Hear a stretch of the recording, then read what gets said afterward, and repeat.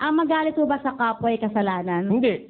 Ay, Basahin natin, no? 4:26 ng Efeso. Kayo'y mga galit Oh, kita nyo. Utos eh.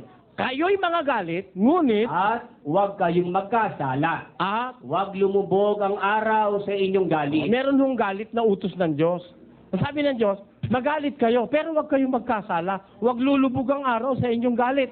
Kasi po, ang galit, maganda po yung galit eh. Ate nyo ha? Saan ka dapat magalit? Eto, pakinggan nyo. 1:18 ng Roma. Sapagkat ang puot ng Diyos Ay, ay nahayag mula sa langit laban sa lahat na kasamaan at kalikuan ng mga tao. ang Diyos nagagalit eh. Eh ano kinagagalitan niya? Yung kasamaan at kalikuan ng mga tao. Hindi siya galit doon sa tao. Galit siya doon sa kalikuan at kasamaan ng tao.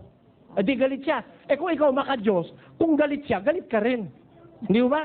Eh ako galit din ako. Pag alam ko niloloko kapwa ko, galit ako doon sa nanloloko, kaya nga inaatake ko eh. o tama.